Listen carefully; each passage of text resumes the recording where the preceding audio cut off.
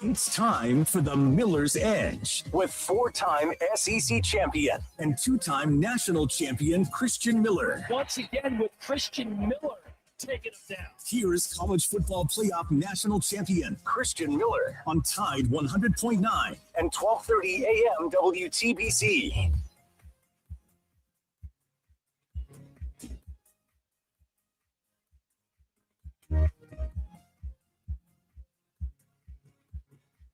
And welcome into this Thursday edition of the Miller's Edge, Tide 100.9, 1230. WTBC, hope everybody is doing well today. Got plenty to dive into. Looking forward to doing just that, and we will hear shortly. A lot of big news to talk about, especially with Alabama football. Talk a little bit about the whole A-Day game, the latest updates on that, what is in store for the spring game as far as we know to this point, and a number of other topics we hit on. But today, we got some interesting news to talk about, Chase.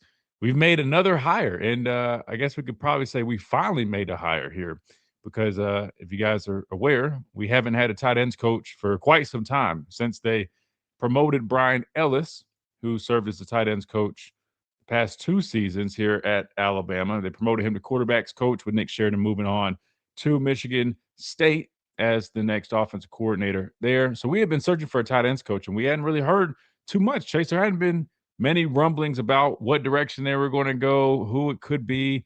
I think people were just throwing around some candidates, just kind of see who would stick. But nonetheless, we got some news last night. We're going to break down the hire as good as we can. I always preface by saying this again. I mean, there's only so much you can really go off with these hires, but it's sports media. We got to talk about something. So we'll break down what we know about the hire, whether it's a lot of stuff or just a little bit. But I'll give you guys my thoughts. I want to get y'all's thoughts on it as well. You can do that by calling in 205-342-9904, or you can always come interact with us here on the streams. We stream live on YouTube every day. We stream live on the Tide 100.9 Facebook page. Come hang out with us if you guys prefer to watch. We'd love to have you here. If not, no worries. Make sure you keep tuning in via Tide 100.9, 1230 WTBC, or wherever you listen, whether it be on the app, which we always encourage you guys to check out and download as well. Completely free, allows you to listen to all the shows wherever you are at, plus leave app messages, voice messages, all that good stuff. A lot of cool features on there. So check it out if you haven't already. But again, we'll dive into the big news. Alabama finally making a hire at the tight end position, which now is, I think that's a complete staff, if my numbers are correct. Maybe some roles for some analysts here and there that have gone on to go coach other places. But in terms of on-field assistant coaches, we should be set for the 2026 season. And to just kind of give a quick little glimpse of my outlook, Chase, I'm not going to lie. The last 2 hires that we have made, and some changes as well, because remember we moved on from the prior the prior offensive line coach, bring in Clem, and then now we fill the void at tight ends coach with Richard Owens from Louisville. I'll be honest with you, man. Like I've got a little bit more confidence moving forward with some of these changes that have been on the staff. And I'll explain why, what these 2 guys bring, an element that they bring that's a little bit different, something that I feel like we didn't necessarily have enough of prior. And we'll talk about that and discuss all that here in a minute. But first, let me remind you about our friends over at R&R Cigars. If you guys are in the market for those premium cigars, best cigars you can find, make sure you guys check out R&R Cigars right here in Tuscaloosa, 2703 Gary Fitz Street. You can't miss it. The big mansion on the corner. They've got the best humidor in the Southeast. The good news is, doesn't matter if you're local or not, you could always go to their website, rnrcigars.com, and you can put your order in. Use that code Miller's Edge to get yourself a nice discount, 20%, I believe. Again, Miller's Edge, just code Miller's Edge. Get yourself a big discount. Great gift idea, or if you're a enthusiast, kind of like the Pastor Payne is, definitely take advantage of that. Code is for our listeners. Or if you just look for a place to go hang out, enjoy a nice cig or a nice drink. They've got over 160 bourbons there for you to try. Plus, they have started using the Yay Alabama beverages as well. Check out R&R Cigars, man. 2703 Gary Fitz Street. I'm telling you, you won't be disappointed. Great spot to go watch games. You can just hang out, kick back. They've got TVs throughout. They've got the nice wraparound porch. Weather's getting nice again. Finally, Chase, I'm looking over at my at the corner of my screen. We got 57 degrees outside, and it's nice and sunny. So make sure you guys take advantage of that at a place like R&R Cigars. Just like yesterday, they had a basketball game, played Ole Miss, and yeah, you could have watched that R&R if you needed a place to go watch. So make sure you guys check out R&R Cigars. They're right there on the stream right now That is the official cigar provider of Alabama football since 2014. I think the biggest thing you just got to say is you want to smoke the same cigars that the players smoke after whooping up on Tennessee, you got to get them from R&R. Carson in the chat says, "Can I smoke a Newport in there?" Hey, listen, I think if you're giving them business and hanging out and you're a good dude, man, I think they'll be cool with it. Now, yeah, Newports. I'm not sure. I haven't seen somebody smoke a cigarette inside of a cigar shop. Maybe my dad has. He spent a lot more time there than I have, but I don't know, worth a shot. Reagan's pretty cool, man. I think he'll let it slide. If you're ever a Bama fan, he'll definitely probably let it slide. Speaking of basketball, big win yesterday for Alabama, 93-74 over Ole Miss. First game without Bediako. Chase. Thought they looked pretty solid. Definitely heard some comments from Nate Oates. I want to dive into a little bit of that. I know we've been bouncing back and forth, football, basketball. But it is basketball season, and we've got a pretty damn good squad. I mean, this squad has been, making some big runs in the postseason, SEC champions. So it's fun to keep up with again. When I was in school, not so much. We were probably one of the worst teams that I had seen, but we had a lot of cool dudes, man. For the most part, there's always some like awkward kind of not beef, but like some weird tension between football players and basketball players when I was in school. I don't know where it came from. I think they're a little envious of us if you had to ask me. Anyway, but it's fun to keep up with them. So we'll talk some basketball, but not so much the game itself. We can do that. But more so, the Bediako saga is pretty much done. I'm assuming. I guess you never know at this point.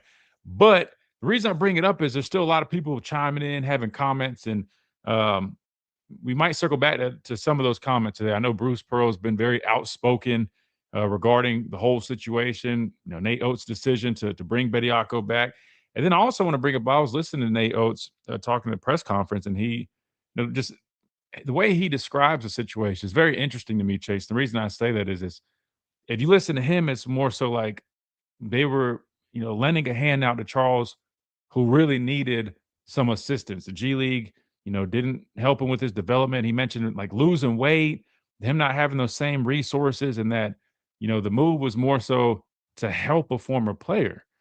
And it is very interesting because when you hear that perspective, but then when you think about the way we talk about it as if like, and this from the outside looking in, it seemed a little bit more like, hey, we kind of needed some support, kind of lined up where, hey, this guy's still in that window. Maybe he can come help us out. We'll definitely be helping him out.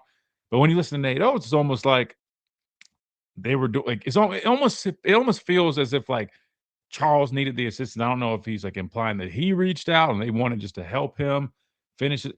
I'm and I love coaches. I want to be clear. I mean, I know Coach Oates personally, man. He's a solid dude, man. He's cool as hell. But when I'm listening to that, Chase, it just kind of confused me because in my head, I'm like, I can't tell. I'm like, man, like, is he just saying this does he really believe that? Or is that really what happened? Or is it more of a, hey, that's just kind of the stance or approach they're taking? I'll be honest, I don't know. I mean, part of me is like, all right, come on now, let's cut the charade. Let's call it what it is. Then the other part is I'm like, man, I mean, he's a solid dude. I mean, and if he's saying it like that with that much conviction, maybe it is true. Maybe they did do it in an act of good faith to help Charles out, which kind of sounds crazy to me saying that because in my head, I'm like, all right, no, come on, man. I don't know, but we'll play that and talk about it. But most importantly, we're going to talk about the new hire here at Alabama, tight end coach spot finally filled. And again, I'm very excited. I'll say to get to know more about him, see him in action this spring, and see what he can offer. But similar to the Clem deal, I'm not going to sit here and come on this show and act like I know everything about the latest hire. I'm not going to sit there and say, oh, it's a home run because of this, that, and the third. I don't think anybody can necessarily say that unless you've worked with the guy or know him personally. But we can talk about what he has done and some of the elements that he can bring to this team. And that said, I do feel like there are a lot of good things to like about him as not a candidate, but a new hire here for the staff. And I'll put it all together here in a minute. But first, we're going to hit a timeout. When we come back, we'll get into the nitty gritty here on the Miller's Edge. Make sure you guys buckle up at 11:30. We've got Brandon Clear joining us at 11:30. So we'll also get his thoughts, which he's always got a lot of great thoughts. We'll get his thoughts on the recent hire of Richard Owens here at Alabama, and we'll keep on rolling. And then we'll get to you guys, 205-342-9904. We'll probably do that after we get done with Brandon because, it's I don't want you guys sitting on the line. So I'm gonna warn you guys. Noon, probably top of the hour will be when we open the phone lines back up. That way you guys can be patient. Don't have to be sitting there forever. And so we'll do just that after this quick timeout right here on the Miller's Edge, Tide 100.9, 1230. WTBC, quick timeout. Don't go anywhere. We'll be right back.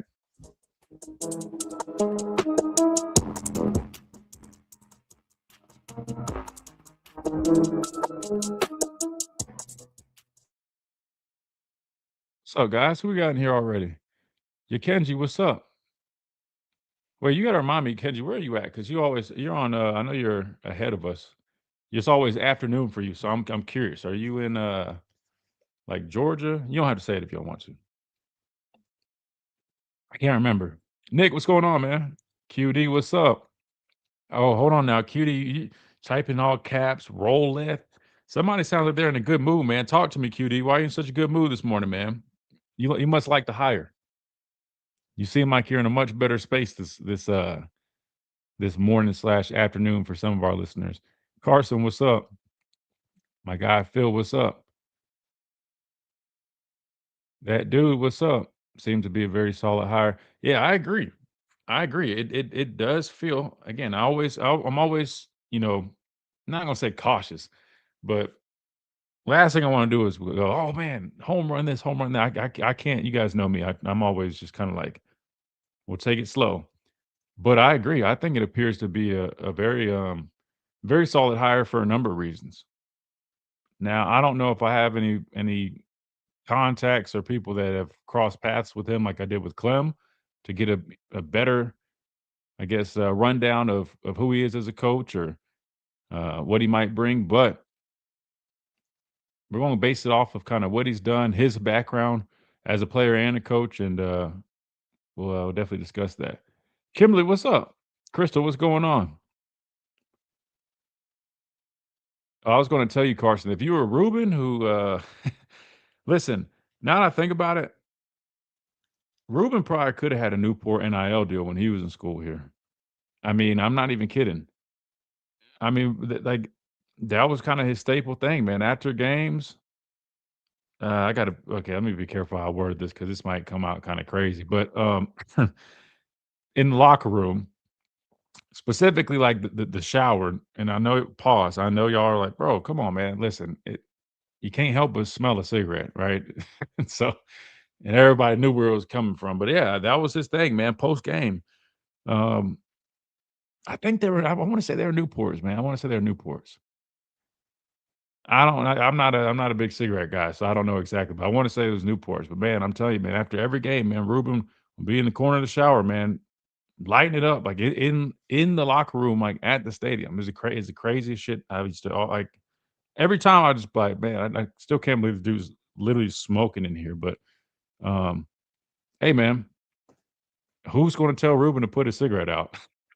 like, like, who's going to tell him to put his cigarette out? I wasn't going to tell him. I mean, you go with me, brother. I'm just in and out, man. Just trying to get on out of here. I wasn't going to tell him to put his cigarette out. And if anything, actually, funny enough, one time, I think we told the story when he came on here. Hold on, sorry, I got a message from the NFLPA about something. Um, yeah, I definitely think they were Newports, but nah, there was one time that because he's before games, that was kind of his thing too, a little bit. Not all the time, but sometimes before games, I think kind of help kind of, settle his nerves and stuff. Believe it or not, yeah, even people like that before you play a football game, man, just because of not because of like being nervous about playing somebody, more so just like the expectations. There's a lot.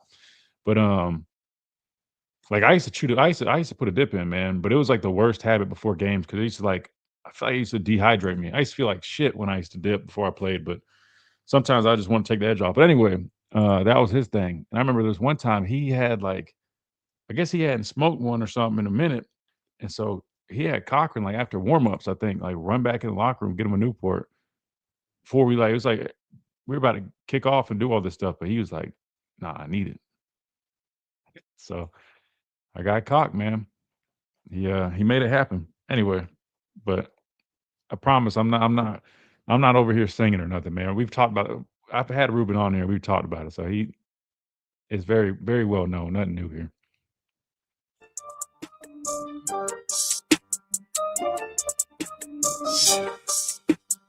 And welcome back into this Thursday edition of Miller's Edge, Tide 100.9, 1230. WTBC. All right, let's dive into it. So we got Brandon Clear, former Clemson wide receiver, but he's a native of Birmingham, went to Hoover. Found out last week when he was on here. He was a star on the show of what was it? What was the name of the show again, Chase? Do you remember? I'm drawing a blank. You guys know the big popular show that covered Hoover. I just don't remember the title of it. But anyway, he was a star on there. But long story short, he'll be joining us in about 8 minutes or so. We got Pat on the line. Guess Pat is just antsy to get on here. I said wait till 12, and I know Pat's not going to want to wait. So you know what? I'm in a good mood today. We'll go ahead and take Pat now, even though I said wait till 12. I'll be nice. We'll take Pat now, even though I hadn't even gotten to the main talking points. But screw it. Let's go ahead. Let's bring Pat on here, Chase. Pat, what's up, brother? Yeah, I didn't hear you say wait till 12 o'clock. But I wanted to ask you about. I was a FIFA referee that went to ref school 3 different times. Not because I didn't understand it, because I wanted to super understand the game of soccer. And I'm guessing, as tall as you were, I'd have made a keeper out of you, and because you got fairly decent hands. But I would think that you were a midfielder when you played soccer. What position did you play? Well, so I didn't play midfielder, but that's a good guess. So I started out as a defender, being real tall and a bigger guy, especially against a lot of people I was playing against. Man, they liked me as I was like a stopper. I was way in the back. I was kind of last line of defense. Well, you were quick. You were quick enough to play stopper. Oh, yeah, like yeah. And any time that there was a kick on goal and you had to get 10 yards back from where the guy was kicking the ball, I'd use you for that too. Just like I said, because of your height. Wait, hold on, Pat. What do you know about soccer, Pat? Hold on. You didn't strike me as a soccer guy, man. Man, soccer is the only game I cannot sit still and watch. I can sit still and watch a football game, a basketball game, and God forbid, a baseball game. But I cannot sit still. I got to be bouncing the ball. I can understand why back when I was younger, all over the world, people were killed at soccer matches because of people having been stomped on, all kinds of things. That soccer, like stampede or something. Absolute worst in people. And why do you think that is? Well, to be honest with you, I'm not 100% sure. I know sometimes, back in the day, some of the politics ran through soccer, just like, a lot of politics ran through sports back in the day. Not necessarily politics, but what I'm talking about, like with boxing and some of the stuff. I think that kind of happened with soccer in a lot of other countries. But I just know, the fans are really passionate over there. And like sometimes those matches get real rowdy in terms of like I don't know. Well, they do here in this country. I had many times where I was refereeing girls' games, and I had to put daddies in the truck. I said, if you wanted to yell at a child, I said, you should have had a boy. And I said, guess what? I got the power to put your butt in your truck, and I'm going to do it. Wait, I was bad. Wait. Hold on. Wait, how are you putting people in their truck? Wait, please tell me. Because I was a center referee. Yeah, but what do you mean put them in their truck, Pat? You had handcuffs? I had the power to throw them off the field, off the sidelines where I couldn't hear them. Absolutely. Wow. Over in Mississippi, I was the authority. And that's fun. That sounds fun. I would do it too. Oh yeah, it was an absolute blast. I loved it. But I went to referee school because my son was just like you. He's 6'4", and he was big, and he was constantly getting yellow cards and red cards, and I wanted to understand why, and that's why I went to referee school so much. And wow. But my wife was a referee. Cool. Both my boys ref after they got too old to play their soccer that they were playing, and then But my youngest one, he played high school soccer, but he was 220 pounds playing at Northridge. He broke a lot of bones of other players because when you get a kid 220 that runs in the 4.4, 4.5 range, and they both strike a ball at the same time. When your average soccer kid that was playing with you was probably 160 pounds, 165 pounds. Yeah, and, absolutely. Hey, the leg would go pop when they both hit the ball at the same time. Yeah, that's shin what I guards was weren't wondering going to do about much you, for because that. you being the great athlete that you are, I can just imagine that you were an awesome soccer player. I'm trying to figure. You must just pay close attention. I don't even remember talking too deeply about the whole soccer thing, but I was pretty good. I'll be honest. I wasn't nearly as good as I was in football, but I did utilize my size and strength to my advantage. And then I got better. I got a lot better in terms of like skill as I played, but I picked it up a little bit later. And I'll be honest with you, man. I initially, when I went out there, I just was an athlete, just trying to run around. But then I remember I used to just practice with a ball in the backyard. I used to kick all the time and work on my touch and try to get a lot better with my skill with the ball. And I wish I would have kept playing longer, but once I realized football was my clear path, I didn't play much other than like I played in an indoor league when I was in high school. That's a shame, Christian, because most of the great tennis players in the world were pretty good soccer players. What it does for the foot and eye coordination. My son is he's coaching high school soccer now, and he brought his overall team speed from September till now dropped from 5.2 to 4.8 average team speed. That's incredible. It's fun. It's funny. People always laugh when they hear soccer, and I know it's hard to watch. And my dad calls it like grass fairy sport or whatever. But I tell everybody, man, like it was one of the best things for me in terms of like my athletic development. If you listen to a lot of coaches, they'll tell you like when they're recruiting, they want players that have a multi-sport background. Typically, you see a lot of track, a lot of basketball. Track and basketball are the biggest ones with football, but soccer, I always tell people in terms of footwork, like you mentioned, coordination, it was really beneficial for me, and I think it played a big role in me as a football player as well. But that's cool though, man. I didn't know you did all that reffing, man. You got a whole lineage of refs. That's pretty cool, man. And all kinds of things. But like I said, I wanted them to touch. I wished I'd have spent more time with them on golf, because golf's something you can still play once you get to be. Now you're out of football. Golf's something that you could continue to play. And I don't know what kind of love you got for that, but hey, listen, you can't listen. Golfing is, man. My kids, I'm gonna put them into golf. I'm gonna put them into everything but football. I'm kidding. I'm gonna let them play football, but I'm gonna be smart with it. I'm a firm believer. Just wait till your kids are a little bit older. Like my dad had me playing tackle football at 4 years old against like 7 and 8 years old. I mean, hell, it made me tough. He's told the story on here. When I first practiced out there, man. I can see that. I can see that out of the Reverend. I can see that. And I did too. And I got one kid, my oldest one, got dead bone in his knee from being chop blocked. I got my baby boys had so many concussions. That it wasn't funny. And he still has issues. That's why you got to be careful at a young age. Yeah. Well, and that's the same thing for soccer. They don't let them practice heading the ball like they need to. Being able to directionally head the ball into the goal. Yesterday they scored 3 goals from corner kicks. Where they headed the ball into the goal, but that's something you got to practice in it, and they've limited high school kids and age group kids from practicing. And it's just like that's where most of them come from. And if you're not practicing tackling in football, you don't know how to tackle. Oh, you're right. You're right. Pat, I hate to cut you off, but we got Brandon Clear coming up. We got to get to him. But hey, good talking to you. That was cool, man. I appreciate you bringing up soccer. Have a blessed day, and we'll talk some soccer more, because we got a lot to do between now and spring practice. Absolutely. I appreciate you. Sounds good, brother. All right, we got to hit a timeout. We come back. We got Brandon Clear joining us, talking about this new high right here on the Miller's Edge, Tide 100.9, 1230, WTBC.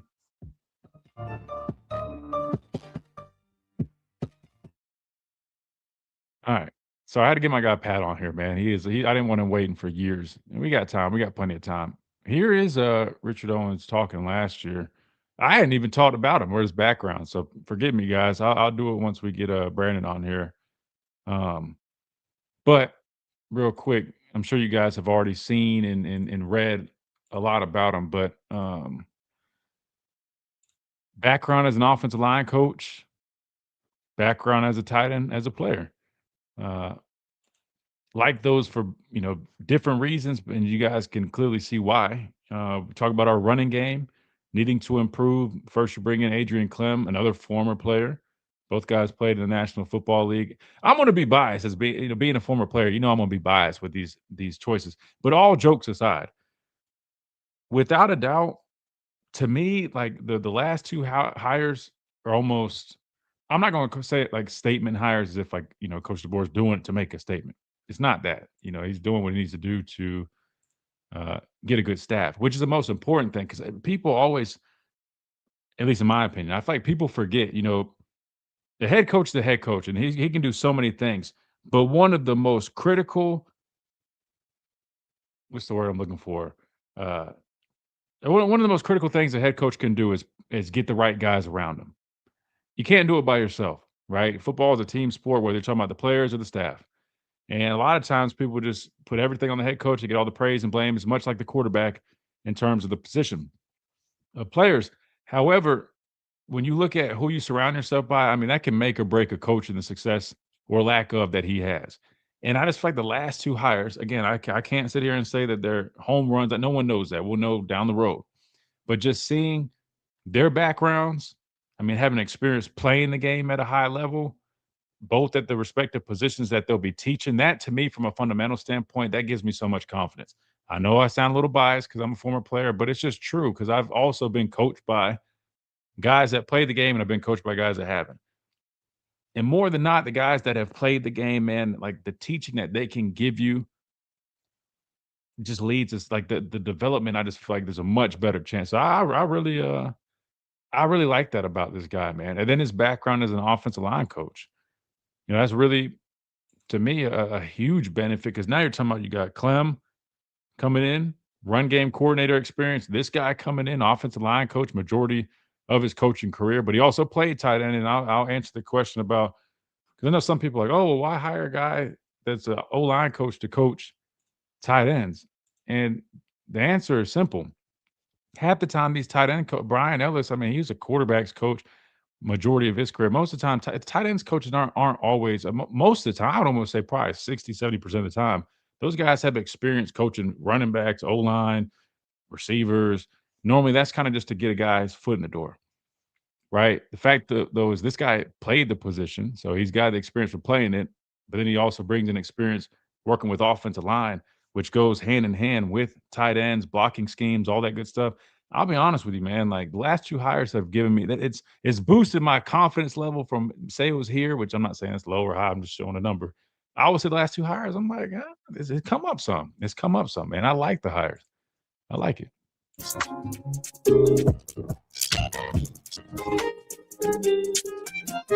And welcome back into this Thursday edition of the Miller's Edge, Tide 100.9, 1230 WTBC. All right, time to dive into some football talk here on the Miller's Edge. We got our first guest of the show. We got Brandon Clear on the phone lines. Brandon, man, how's everything going for you, brother?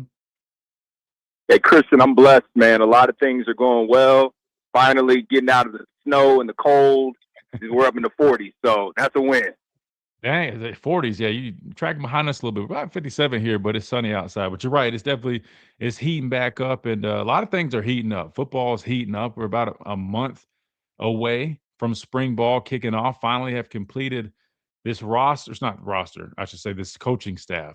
Now that we've made this hire at the tight end position, I want to start there. I want to dive into the nitty gritty, what's going on. I don't know how much research you've had the chance to do, Brandon, but Richard Owens, former Louisville offensive line coach, is expected to be hired as the tight ends coach here.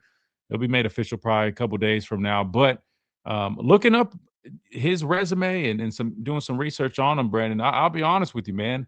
I feel like it could definitely turn out to be a very solid hire. There's a lot of things that just going off of his background that I like about him. Former player at the tight end position, played in the National Football League. several years before converting to a coach. He comes from being an offensive line coach, most recently served as Louisville's offensive line coach. You're talking about a team that desperately needs an answer to run the football or to improve the running game. Tell me, Brandon, from what you've seen from Rich Owens over the last maybe 24 hours or so, what do you think about this hire as the new tight ends coach? So this is a great hire. And I hear a lot of fans complaining, saying, why would you have an offensive line coach become the tight ends coach? Again, we're going to school you up. A lot of these coaches have various backgrounds, and you bring people on staff, and some folks have had, offensive coordinator positions, and, they're coaching the O-line, or they might be coaching the tight ends, quarterbacks.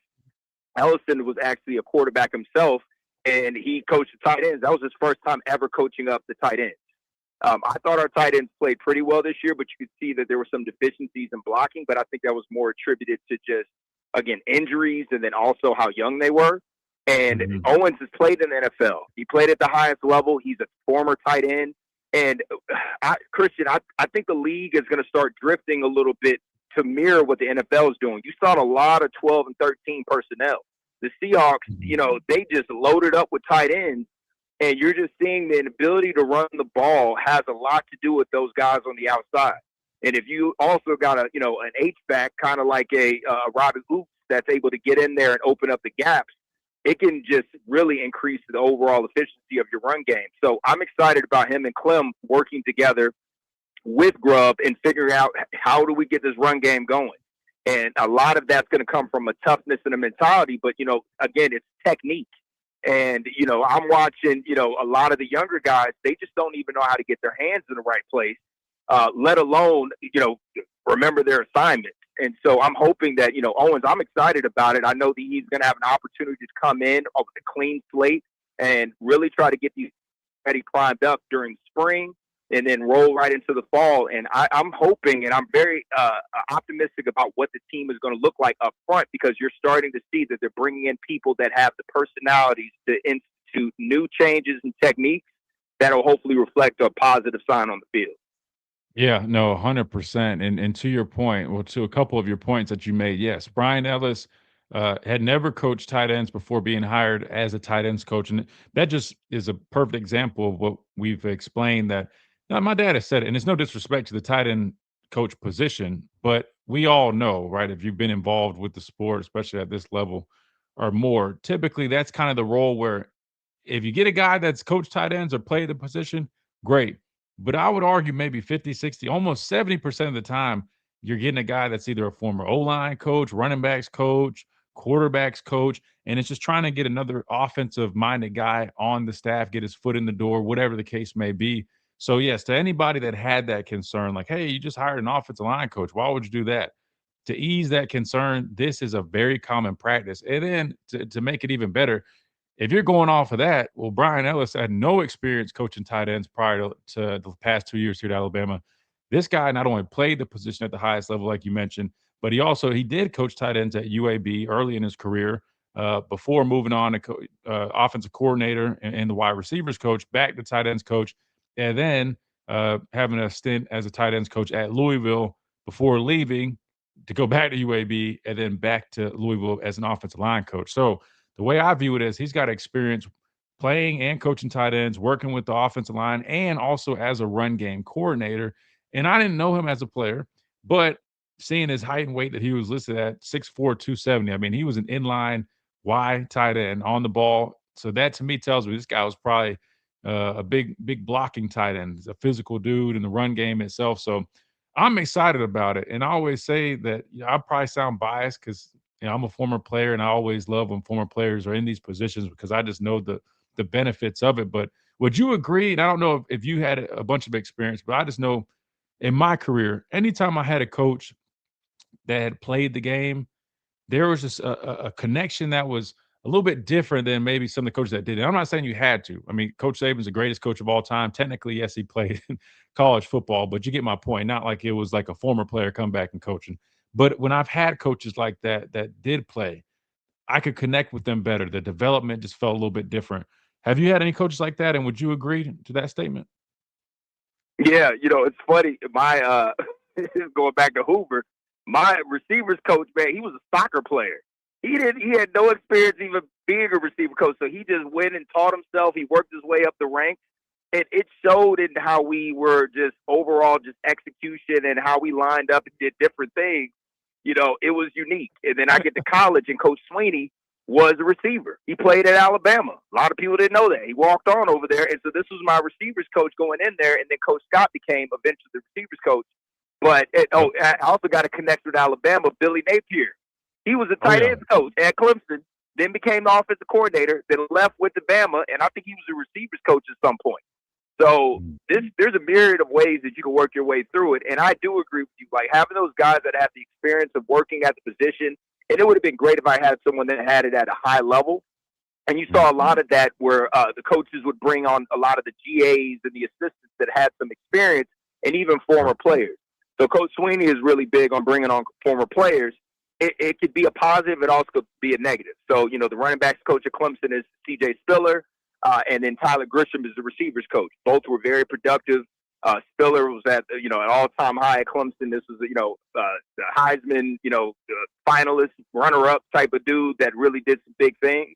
And so they have a different perspective in game, but you could also make the case, Christian, that those people have a certain way of how they go about doing things that don't always jive well with the players. So when you're looking from a coaching perspective and you see a Coach Saban or a Bill Belichick that didn't necessarily weren't operating at the highest levels or had all the success on the field, they have an attention to details that's not always common amongst those players that may have been great at their positions and great in the sport, but coaching and teaching it, sometimes they just didn't have to focus on those minute details to be the best they could be because they just had natural abilities. Where those guys that had to work a little bit harder, maybe played D1, D2, but they understand the game. They had to work 10 times harder to understand and not mess up on the field and really understand the nuances of the game. And it shows and reflects in the way that they coach it. And also it comes up on how they teach technique. So I think there's pros and cons both ways, but I do agree you get a certain level of credibility. Coach Clem is going to have that when you come in the room. And you've been in the NFL and you're telling them the guys like, hey, this is what it takes to get to that next level. They're going to believe. Absolutely. And I think that's the picture I'm trying to paint for some of our listeners, that when you bring in coaches like the last two hires that we've had that have experience playing at the highest level, like you said, and you need a combination of both. I want to be clear. Like I'll be the first one to tell you, I don't think it would be the best idea to have a staff comprised strictly of only former players, talking about from top down. Because like you said, in terms of like a management standpoint, there's so many factors that go into this thing. But when you're talking about a head coach like Kalen DeBoer, and we talk about his personality, it might not necessarily be that he's not going to jump you in the way that a lot of these other guys, and I'm okay with that. But if you're going to have that style of coaching to you, right? If you're going to kind of approach it that way, which is fine, it is imperative that you have the right guys around you that can be those enforcers on the staff. And I feel like the last two moves, they kind of give that indication that these guys, to me, like it's hard for me to imagine a world where a guy like Clem, with the experience that he has, and this young man, or not young man, this hire as well, would sit there and allow some of the things that have been going on. Like when you look at the running game, I can't see a world where guys like that would allow that to happen, right? So that's why I think the way I envision this hire, man, I'm like, in terms of, the development side, the technique side that desperately needed to be fixed, I think between the last two hires, man, it's a clear statement that Coach DeBoer understands the assignment that, hey, we have some things that need to get fixed. Like they're non-negotiables, right? And you have to rely on the people around you to do that.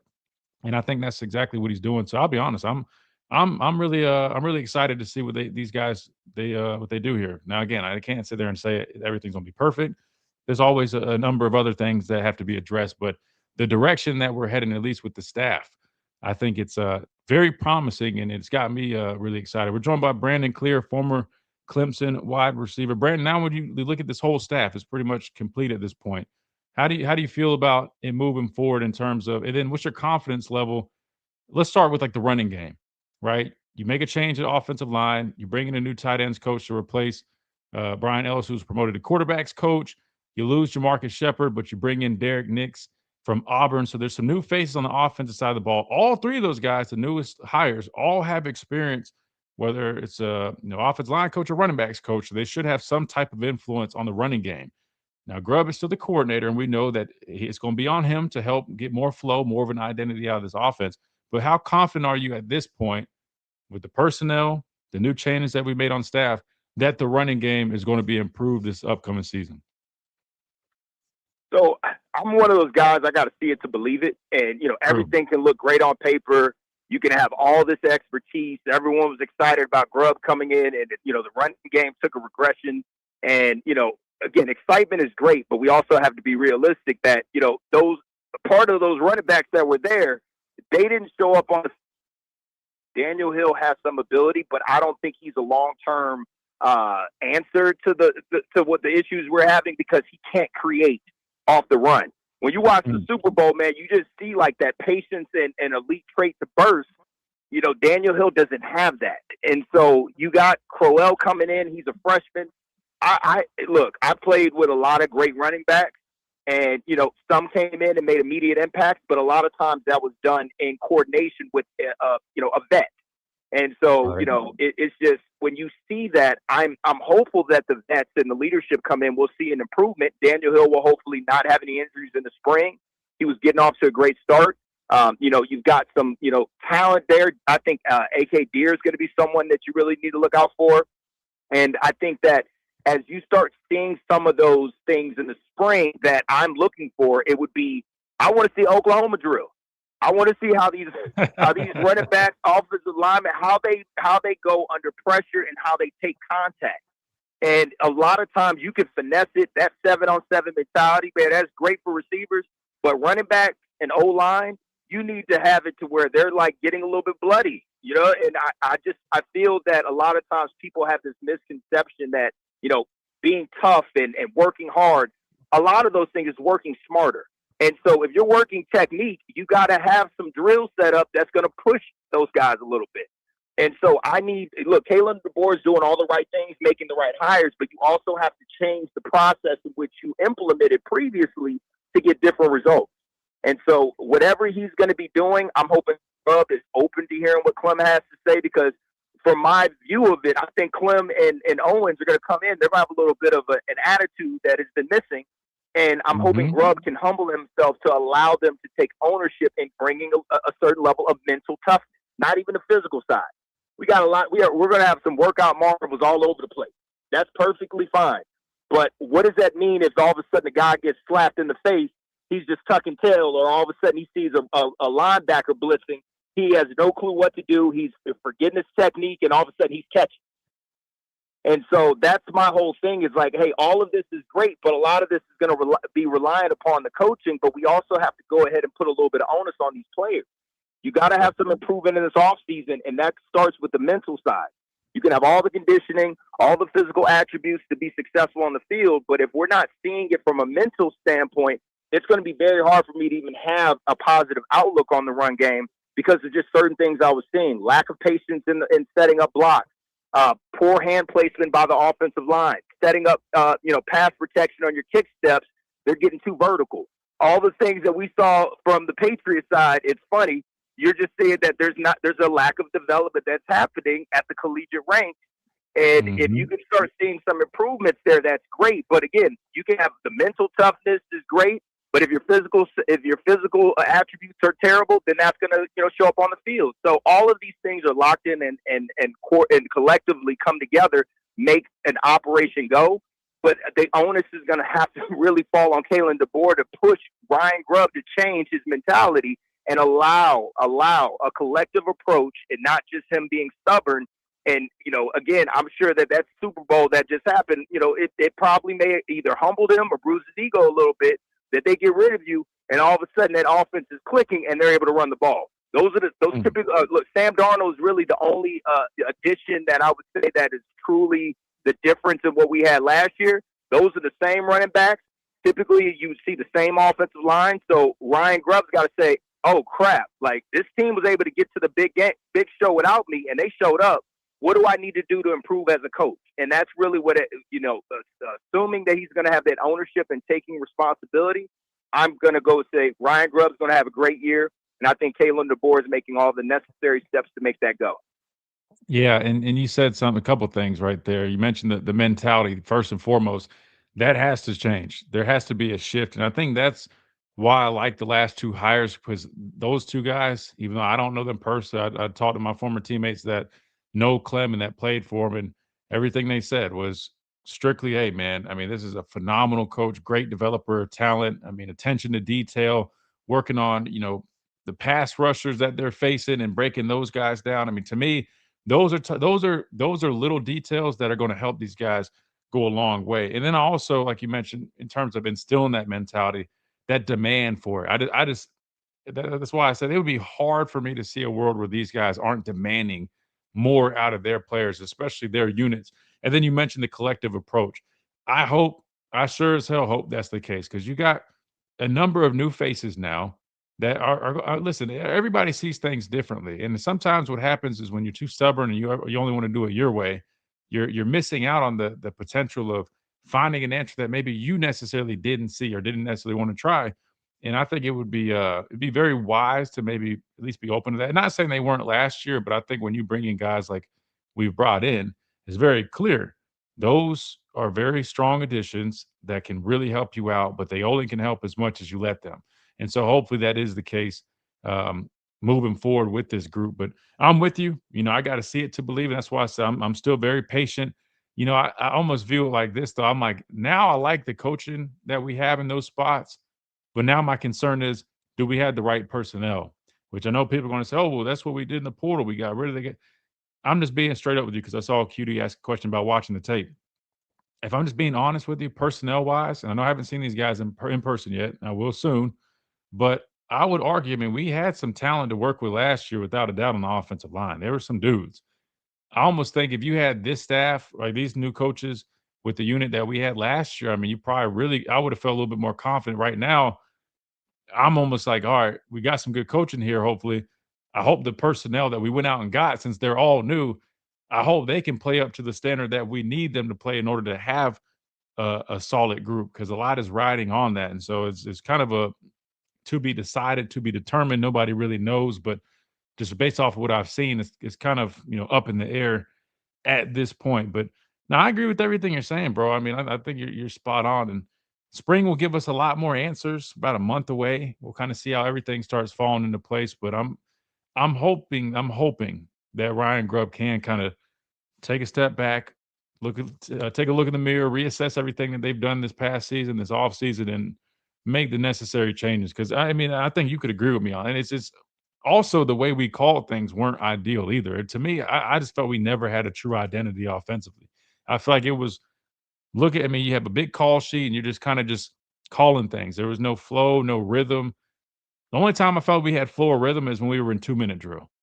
When we were in that situation, things looked great. But outside of that, like, and you're just typical, you're just calling. I mean, whether it's like the opening script or 2-minute drill, those seem fine. Then outside of that, it seemed like we just were just throwing stuff on the wall and trying to see if it would stick. Did you kind of get that vibe from our offense a little bit? I did, and a lot of that comes from like your layups. And I don't think that there was ever any layups for Ty Simpson. Didn't see a lot of screens. And I know that a lot of those NFL coaches are against the RPO, but you saw that coming back a little bit. The RPO also allows the quarterback to get to this free-flowing, quick hit 'em, slants, quick outs. And again, now you can just get the ball rolling and you got the defense a little bit on their feet. And then if you want to start going intermediate and deep balls, now you can do that. If you want to do draws, you can do that. If you want to do, outside games, you can do that. It's just he became too predictable, because if his first play didn't work, which often it didn't, and it's 2nd and 10 or 2nd and 8, all of a sudden he feels like he's got to push the ball down the field instead of just saying, hey, how can we, again, they're going to expect us to throw. Everyone knew we were throwing on the first, we either run it, we're going to run, we'll get like 2 yards, and immediately we're going pass plays for the next 2 snaps. And so my whole thing with Grubb is, again, your rhythm has to be given your talent of your quarterback, what he likes to feel. You just say, hey, I'm going to set up the first couple of plays. I want you in a rhythm. I want to get our skill guys the ball. Now we got the offensive line flowing with the defenses on their heels. The game will dictate what we do. A lot of times, if I don't have these preemptive measures in place to make sure that you feel comfortable. And that's what I thought. Georgia was probably the perfect game plan that he had, but it started tailing off in the second half too. So that wasn't, by any means, there was improvements there. But I think also he put a lot on Ty's plate to make the correct calls, and then that started becoming an issue because Ty is all of a sudden making a call with 10 seconds left on the clock, and the defense, again, getting hip to it. Oklahoma showed the blueprint. They would disguise all the way to the very final second, and then they would catch him. So, Grubb has to be able to just give him some layups. Again, we're going to have a young quarterback, so we don't want to put as much of a burden on them to make the calls at the line and also set the protections and do all those things. But with a young offensive line, you kind of almost need the quarterback to help. And that's the one thing that I'm a little nervous about, Christian. We don't have a lot of vets on that line. And offensive line is about communication and be able to set the calls, especially at center. And we're going to have a new center. We're going to have a new offensive line, and your quarterback is new. That is usually a recipe for disaster. But we have the talent that can persevere through that. But let's just be real. There are going to be some growing pains. So thankfully, they had enough sense to not schedule Florida State on the road or something crazy like that. We're playing Eastern Carolina, but that's no layup either because we don't know what this team is going to look like. So I'm hopeful, but I'm also, being young in a lot of things, man, in the dating market, it's a plus. When you're young on the offensive line, it's a problem, bro. You know what I mean? Like, I'm like, hey, I love you. You look beautiful, but I ain't taking you home to meet mama maybe in 3 years. So we need you to grow up a little bit. Let's be real.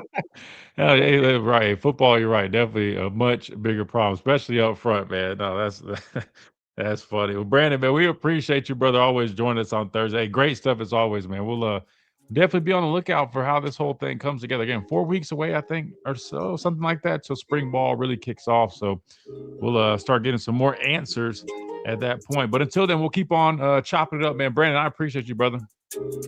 I appreciate you, Christian. Hey, we'll also talk ball, man, leading up to the combine. That's my bread and butter there, too. Yo, got to. We'll definitely start breaking that more down as well, man. Don't worry about it. We got it. All right, bro. Yes, sir. Hey, roll Tide. Roll Tide.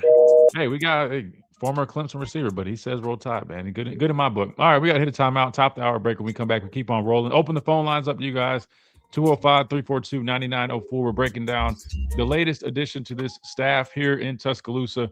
Richard Owens, former offensive line coach out of Louisville, expected to be hired as the next tight ends coach. We'll keep on breaking it down right here on the Miller's Edge, Tide 100.9, 1230, WTBC.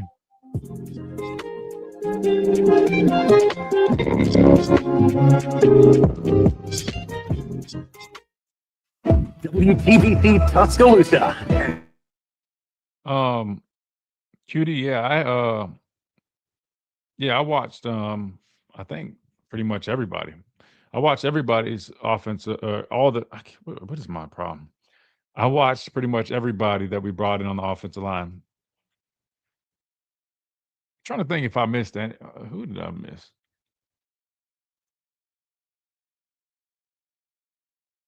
Do I have access to fourth quarter workouts? Yeah, I mean, I could probably go just hang out up there, but you say you want some tea. I mean, what kind of tea? I mean, they're just working out. I don't really know what there would be to really break down for you. Honestly, I mean, it's just working out, running, lifting. I mean, if you just mean like kind of like how dudes look, but yeah, I mean, it's not like I mean, if I just go up there and just pop my head in there, yeah, I could always go watch, but I ain't doing it. I'll tell you that much. I'm definitely not doing it. See what they're looking like. Do they look hungry? I mean, I get the eagerness, Dwight. I do. But I mean, if I'm just being honest with you, man, I mean, I don't think it'd be much to go off of. I mean, because everybody's going to look hungry and competitive during the spring, and everybody's excited about these opportunities. I mean, I'm more intrigued in seeing how you look when you got that monkey on your back in fall camp, scrimmage number 2, when it's 100 degrees outside and you've been going for 2 hours. You know what I mean? Like, I want to see what dudes look like when you really get into it. Right now, I mean, everybody's eager to get back on the football field. Dudes are eager to go do extra. Everybody's throwing after workouts. Everybody's running routes. Everybody's excited. But once that motivation, all that eagerness dies, I want to see kind of how you really look. Because to me, that's much more important. But I feel you. I definitely feel you, though. But yeah, to answer your question, I mean, I always could pop my head in there and go chill out up there. I mean, I go work out in the weight room and always just pop my head in, stuff like that. But I don't think there'd be anything I go, oh man, yeah. So I was up there, and nah, it wouldn't be anything deep like that. But I feel you though. The scout Grub. What do you mean scout him? Like how he's yelling at guys during fourth quarter. Y'all are funny, man. Y'all are funny. You want me to just go spy on all these people when they're just doing their regular day to day? Spring. I mean, spring is really, to be honest. I mean, spring's the best time to kind of get an idea on kind of how this team is taking shape, and it's not even a tell all either. But at least they're out there practicing. You can see guys move. You can see where guys are filling in, like where they're being worked at in terms of positions, all that stuff. Um,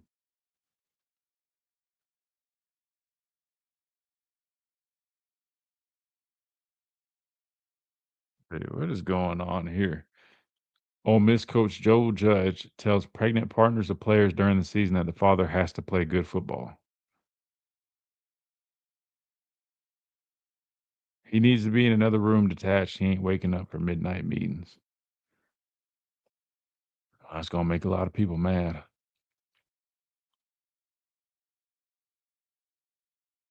Um,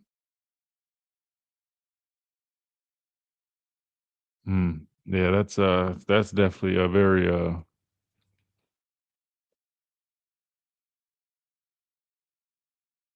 well, right now they're not doing any of that stuff. I mean, if you're thinking like they're up there, like when I say like throwing and running routes and stuff, I'm saying like quarterbacks and receivers just getting together, just kind of just throwing catch, running routes, just working on timing and stuff. No, nobody's out there like practicing or doing anything like that. Um, if you're talking about like, I mean, like sitting at his meeting or something, I can't just go walk into dude's meeting room like that's crazy. Y'all are funny, man. Y'all are funny. Pull something up real quick. Oh Lord. Well, let me pull up those clips I had. Where is it? The screen is so big. Sometimes I'm like lost looking around. I'm like, damn, where did I remember where I had it?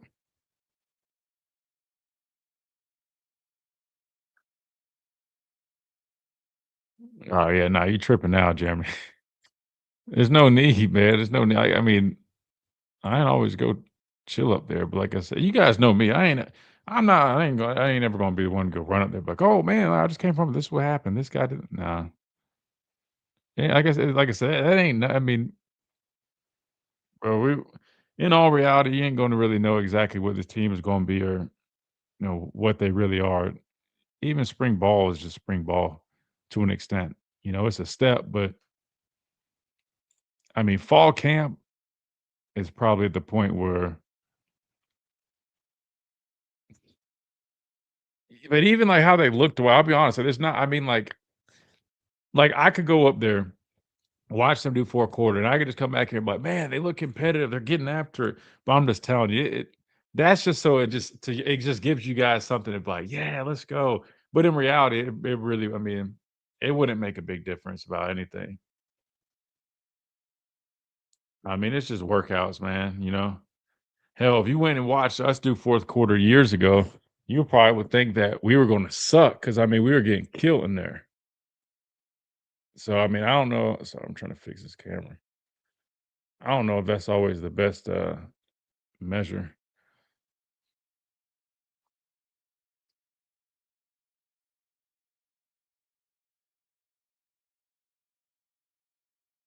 You know what I mean? I ain't trying to sound like a Debbie Downer. I'm just saying, like, you guys know, I'm just gonna be honest with you. I wouldn't even.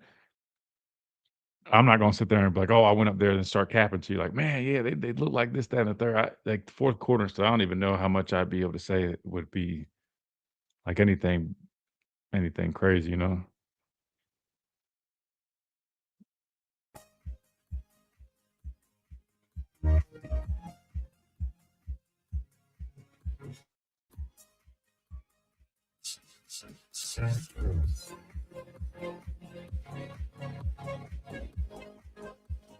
And welcome back into this Thursday edition of the Miller's Edge, Tide 100.9, 1230 WTBC, hour number 1 in the books. Big thanks to Brandon Clear, who joins us every Thursday at 11:30, breaking down the latest regarding Alabama football. We've been talking about the latest addition to the staff.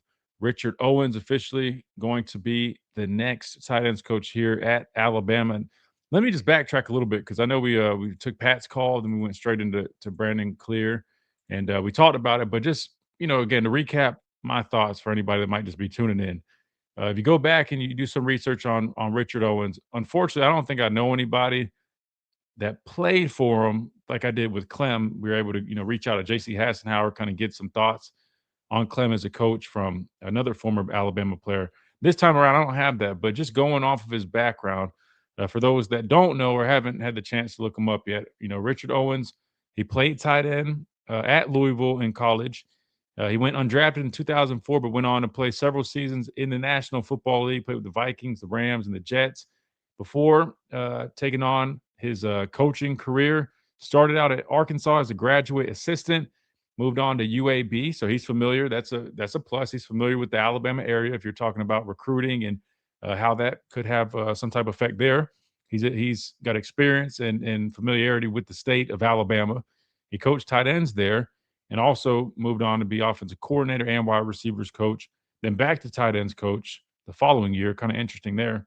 Maybe there's a coaching change, I'm assuming, but went on to South Alabama. So he has experience, one thing I forgot to mention, with Kane Womack and Brian Ellis. He had experience with Kane Womack, I believe, down in South Alabama. And then with Brian Ellis, I want to say was at where were they at? I think UAB, they were together there. So long story short, he's got a long list of stops that he's been, but most recently he was at Louisville as the offensive line coach. And before that, he was the offensive line coach and run game coordinator at Georgia Southern. So just going off of, what I've read with his resume, kind of listened to some of these interviews. I got a little, snippet of him up there on the screen, but I like the hire a lot, as much as I probably could without knowing a whole bunch about him. Just his background as a player, playing the position at the highest level. I think that goes a long way with coaching and development in terms of the mindset. We talk about having that mentality. This is one thing that I think isn't talked about enough. Guys that are former players, they typically have a thing about them. They got, their mentality is going to be a little bit different, right? And they're not going to let guys get away with certain things. I don't know how to explain it, but there's just a little bit different of a dynamic a lot of the time. And I just have a good feeling that both him and Clem are going to bring a little bit of that element to this staff, which will then translate to this team, hopefully. And to me, I think there's a good chance that we see a little bit of a shift with the mentality of our guys. My dad always talks about taking on the persona of your coach, which is true. The head coach is a big deal. But another factor is all the guys that surround him. And to me, I think Kalen DeBoer is a great football coach. I think he can definitely be very successful. He's already proved that he can be successful. But I think one important thing for him, just like any coach, are the people around him. And with him not being the biggest enforcer out there, not saying he can't be, but I'm just being honest. I mean, just by who he is, what I know about him, and even just being around him. That a coach like that, it is imperative to have the guys around you be the enforcers. If you're like Coach Saban, enforcer, he still needed enforcers around him. It's a little bit different when you got a guy like that versus with DeBoer's approach. You have to have people around you. And I think that's something that we've lacked a little bit of. And I think the last 2 hires give me a little more confidence that you're bringing some more enforcers on board, some guys that can really instill that mentality and that culture into your roster. And hopefully you see that translate on the football field. So those are my thoughts on the hire. I think it's good. I like the background as offensive line coach / run game coordinator. I like the background as a player in the National Football League at the position. And he's even got experience in the state of Alabama. So for recruiting purposes, all that checks out. And in terms of some of the stats and numbers that he put up while he was serving as offensive line coach at Louisville, I want to say they did put up some really solid numbers on the ground. So that's always a positive. So you're talking about needing an answer for the running game. You can't help but have a lot more confidence, or at least a little bit more, over the last 2 hires that we have made. We'll have to see. Just like Brandon Clear said, nothing is guaranteed. You can't sit there and say because we did this, everything's perfect now. Because I can list you a number of things. Our whole personnel is different at the offensive line spot. We'll have to see how that looks and comes together. The calling of the plays themselves, I think, need to be a lot better. Putting guys in better positions, having more flow, creating more of an identity with what you're doing, what you're calling. All that also has to change. But the last two steps, I feel like, are steps in the right direction. And I'm definitely very optimistic with these hires. So I can't wait for spring to see them actually be out there working with their guys and seeing how everything comes together. But so far, man, Chase, I have a lot more confidence. I haven't asked you yet, man. What are your thoughts, man? How do you feel about this hire of Richard Owens as a new tight ends coach? I think it's something new. Why not? Kind of bring a new voice into the staff. I think with what Alabama is right now, you gotta come with a new mind. I think with something that was missing the tight end groups last year. I think being offensive lineman and what Brandon Clear has said earlier, I don't think it's an issue. He's very articulate. I've watched him his press conferences. Excuse me, and I'm impressed. And someone that's able to know the X's and O's on the football field, that matters here in Tuscaloosa. Last time I checked, winning matters, and to have somebody like him who has winning in his DNA, bring him on. And honestly, I still believe in Kellen DeBoer and what he sees and what he wants for the offense and defense. So I think he has the staff for that. And I think it'll be a different season than you saw last season because of, I think, with so much pressure to win, I think he kind of lost the love of coaching. So I think now that he understands what is expected of him and, what is expected and the winning aspect of it, because it's different to be like, oh yeah, I know how Alabama is, I know how they win, but when you're in the trenches every day in that facility, in the stadium, you understand winning is nothing more than like the real thing. And I think the tight ends coach that got hired, he speaks that, and I believe in him. Yeah, and I think he's going to be a good hire. Real quick, here's some numbers. In 2024, I believe it was they did average 185 yards rushing on the ground with the average of 5.7 yards. Now I don't remember personnel with that group, who the back was. Like probably do a little bit more of a deeper dive, but just kind of off rip, just pulling something up real quick. Again, he was the offensive line coach.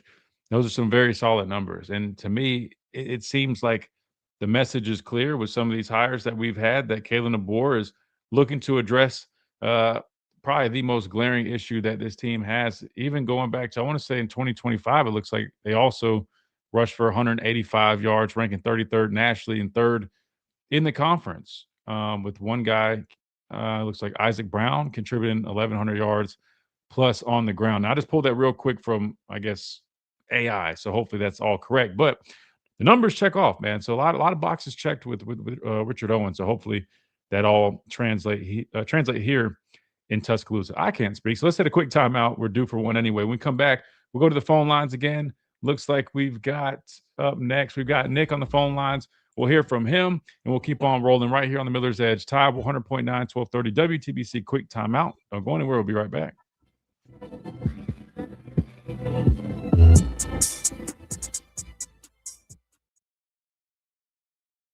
Let's talk about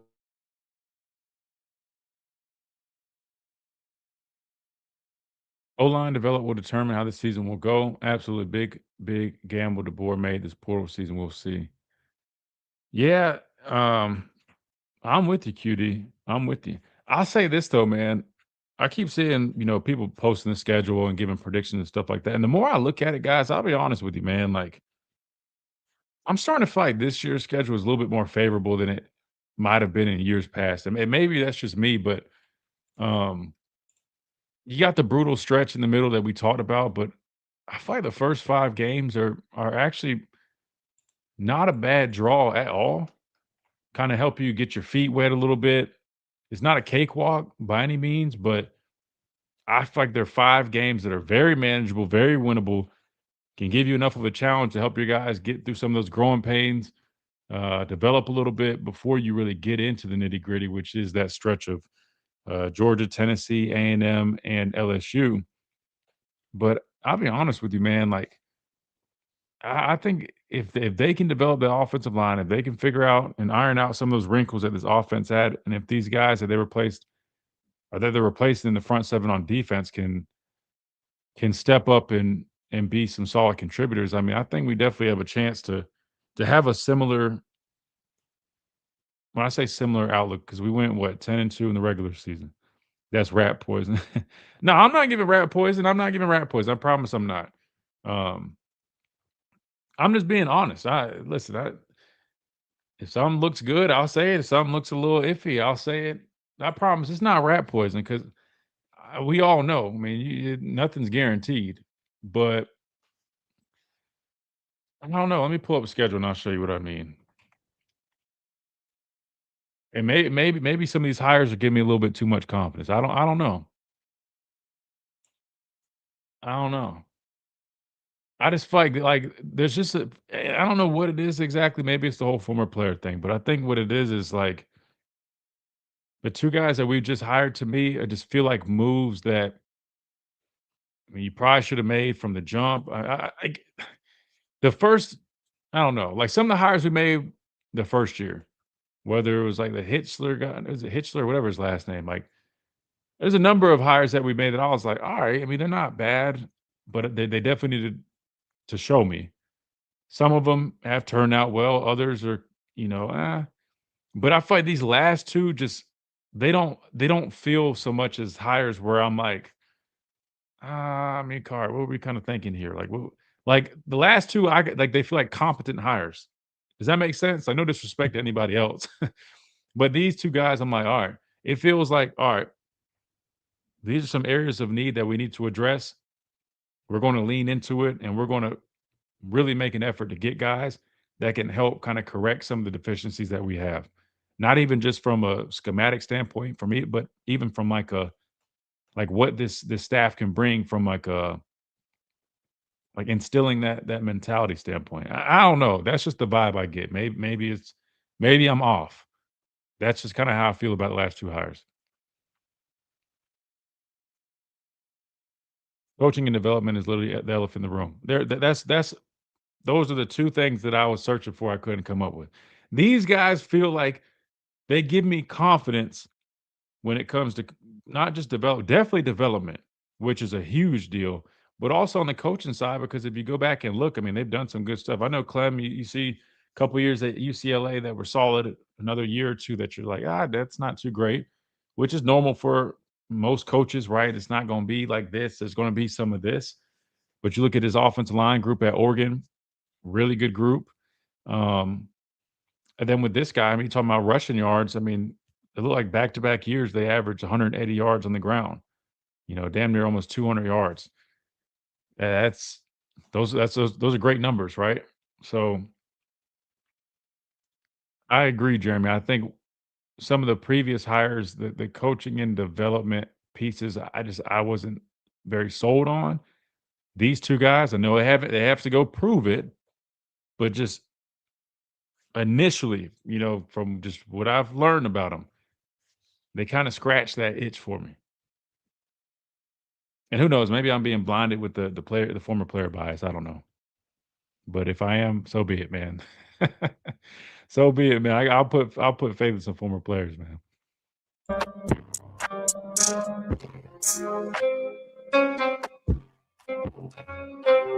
And welcome back into this Thursday edition of the Miller's Edge, Tide 100.9, 1230 WTBC. Let's go back to the phone lines. We're talking about the latest hire for Alabama football, rounding out this staff for the 2026 season. You got Coach Owens joining as a tight ends coach. Let's go to the phone line and see what Nick has to say. 205-342-9904. Nick, welcome in. Hey, roll Tide. What's up, Nick? Roll Tide.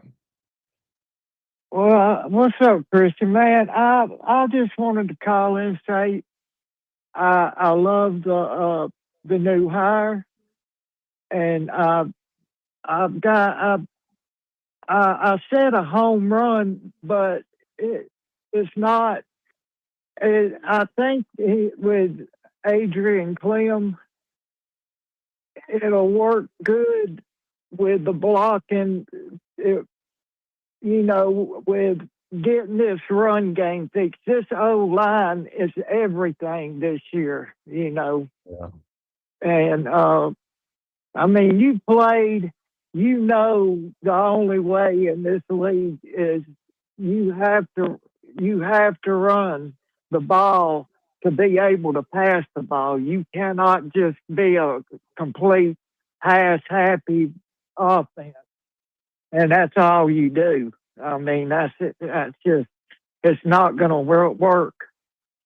Yeah, no, you're 1,000% No. right, and that's why I guess I don't know, have a little more confidence with the last two hires that they just feel like guys that definitely have, I don't know, background with running the football, whether that's coaching it or I mean their background's playing, you know, offensive line guy, former tight end as well. I don't know, it just gives me some confidence. But you're right. Mhm. I feel like we've taken some steps uh, in working on some things that we can control, yeah, from the staff perspective to help improve the running game, and so hopefully the rest of it falls into place. But personnel is also going to be a big one, and right now, no one really knows exactly Yeah.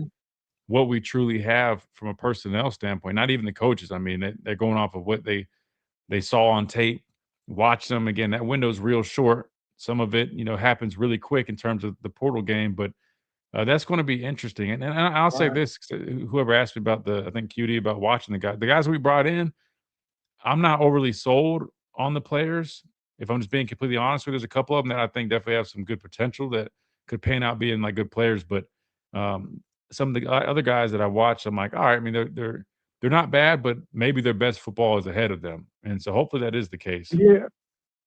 Well, I feel like the guy, I can't think of his name, but from Mississippi State, I really hope that Jackson Lloyd is pushed and wins the job. I think Jackson Lloyd's upside is got high potential.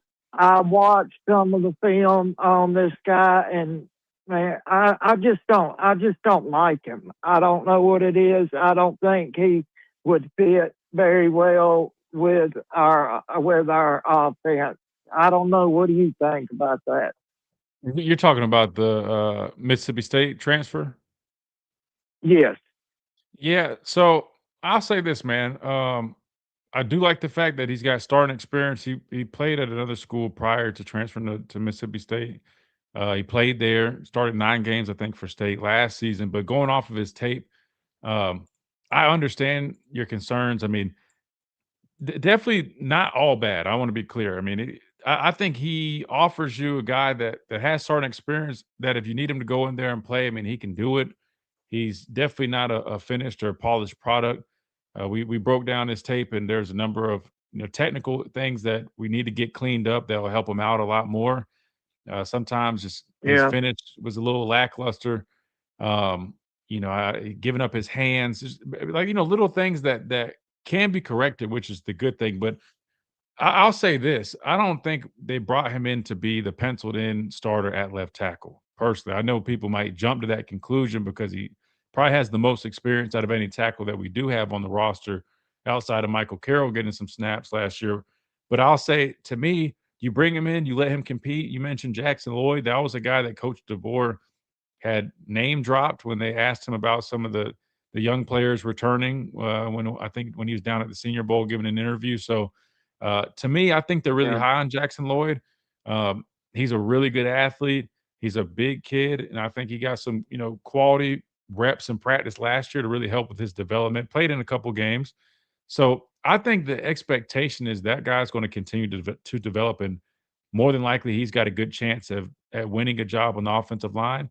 But the good news is you do have a starter, or at least the guy from Mississippi State with starting experience, to come raise the competition in that room, and then kind of as a fallback option where he might not be the best player, but he at least is serviceable enough to where you at least have somebody, and you're not just blindly rolling with an offensive line unit that has never played snaps in this conference. Does that make sense? Yeah, that makes a lot of sense. I mean, I agree with everything you're saying. I just, it was just so bad with the run game, and Ty was such a good quarterback, but he was running for his life. all last Yeah. year, and the run game was just. There would be times that it would be working, and Grub would just go away from it, and I couldn't. I just couldn't fathom why he would just go away. But I think he's got to learn. I think he's learning, and I'm just, I'm just. I think our running back room is okay. We got Xavier Crowell coming in. I think, uh, you know, Hill is good. AKD is going to be making a push. Kevin Riley's a good one. He can catch real good. So, but, I'm not going to take up, I know you got more people to get to, but I appreciate the call in today. It's always a pleasure to talk to you, man. Absolutely, Nick. I appreciate you calling, man. Great talking with you. Have a great rest of your day, brother. Good stuff. Good deal, man. Appreciate Nick calling in. Yeah, I got these highlights of Jackson Lloyd pulled up because I know he played in several games. I remember seeing him on tape when we were watching some tape. I just don't remember exactly. And I just wanted to throw it on the screen real quick. But I mean, talking about a big guy, I want to say he's around 6'7" or so. He moves really well. We just saw a clip of him catching a screen.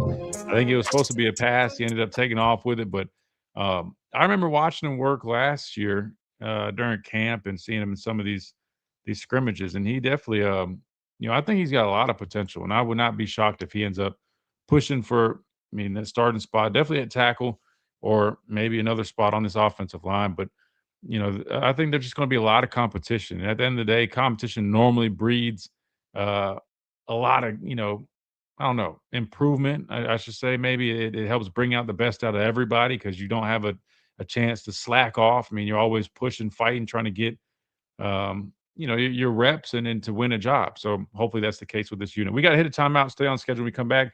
We keep on rolling right here on the Miller's Edge, Tide 100.9, 1230. WTBC, quick timeout. Don't go anywhere. We'll be right back.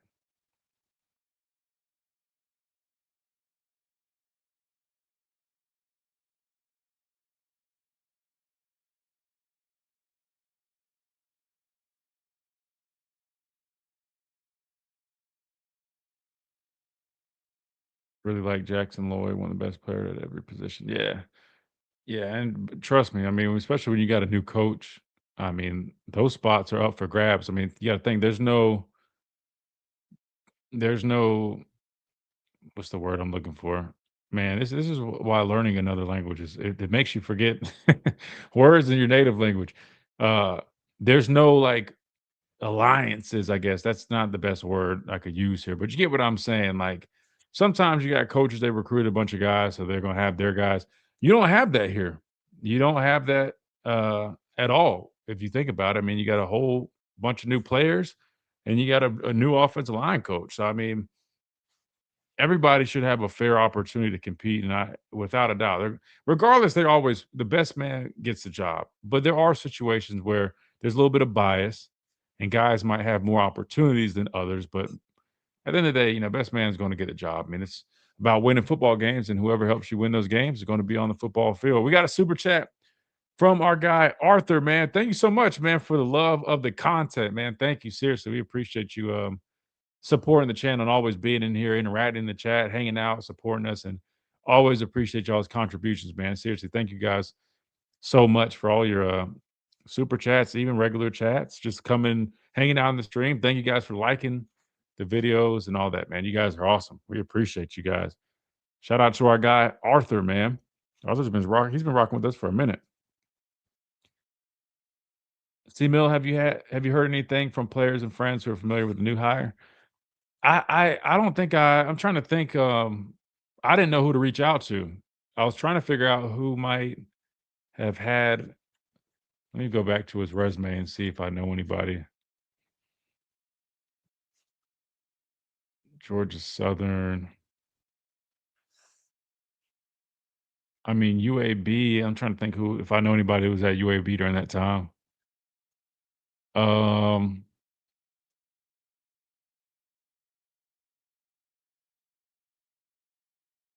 Louisville. Trying to think if I had any NFL teammates that played any of those. Yeah, favoritism. There, guys. I promise you, man. Bear with me, man. I swear, man. Ever since I started learning Spanish, well, at this point, I should probably just say speaking Spanish. I guess I'm still learning it, but yeah, man. Dude, I'd like draw a blank. I'm like, bro, what is the word I'm looking for? I need to, yeah, maybe I need to start studying English again. G Bama, what's up? What's up, Bradley? What do you say? Cancel the home and home. Is it official? I mean, that's to be expected at this point, especially now that the SEC has gone to 9 games. I mean, I get it from a strategic standpoint, it makes total sense. But part of me is like, damn, man, like that made for some really good football. But at the end of the day, everybody's trying to get, earn a trip to the college football playoffs. And if you're not really going to be awarded for um, strength of schedule, it's kind of dumb. I hate to say it like this, but it's not in your best interest. Probably a better way to put it, to schedule a game like that, you know, which I hate because I enjoy those games, especially like early in the season. Man, to me it's fun. Like when I was playing, we opened up with 2014. We opened up with Virginia Tech. Now this was not a home and home. This was more just I guess like the neutral site openers, which I think, I mean, those are still fun. I mean, who we got? What, ECU at home? When was the last time we did a neutral site home opener? I know you guys remember better than I do. Make Christian speak English again. Come on, I speak English every day on this show. That's funny. Chill, man, chill. I listened to Bad Bunny's advice. He said he got 4 months. No, I'm kidding. I had been studying before that. Still could hardly understand him though. That Puerto Rican accent is no joke, man. Just so people have an idea, like the way Puerto Ricans and Dominicans speak Spanish is like us listening to someone with like a strong Jamaican accent, or someone with like a somebody speaking English but with like a strong Scottish accent, where we're kind of like, what did he say? Kind of similar stuff. Last one you remember is FSU. So that was when I was here in 2017. But we no, we played what, Miami? Did we play Miami in 2019?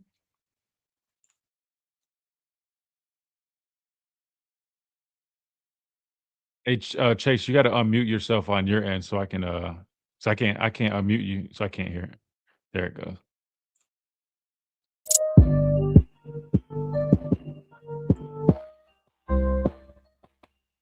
And welcome back into this Thursday edition of the Miller's Edge, Time 100.9, 1230 WTBC. We've been talking a lot about the latest hire here. Richard Owens, officially going to be the next tight ends coach here in Tuscaloosa.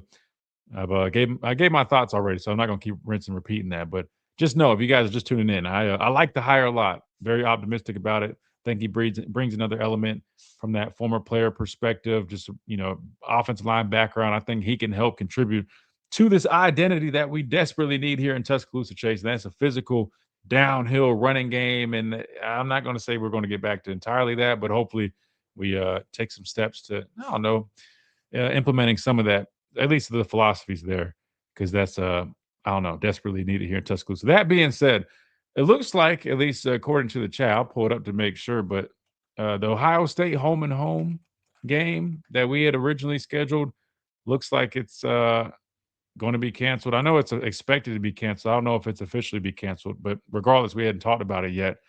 I was talking about it during the break for a second. I hate it because it makes for some really good football. I enjoy those games, especially earlier in the season. Why would you not want a playoff caliber game, to kick off the season, first few weeks into the season? Everybody loves that. It's a big win for the fans. However, there's no denying that it comes at a huge cost for a lot of these teams or programs, given that, look, the reality is strength of schedule has not been regarded or honored the way that many thought it would be, especially probably when these games were originally scheduled. Because if you think about it, this goes back, they scheduled these games several years in advance. So unfortunately, it's probably going to be officially canceled. I don't know if they officially did it or not, but it does seem like that will be the case. And that would have been crazy. I mean, think about Ohio State coming to Tuscaloosa, Chase, and then us going and traveling up north to play Ohio State. I would have made for some really good football. I don't even know when the last time. I guess we can always use AI, which AI seems like it's replacing everything nowadays. But has Ohio State ever traveled to Tuscaloosa? I don't even know if that's happened. Maybe our chat knows. When was the last time Ohio State football? Let's see. Let me see if I can type fast enough for you guys. Traveled. Sorry, I'm all over the place.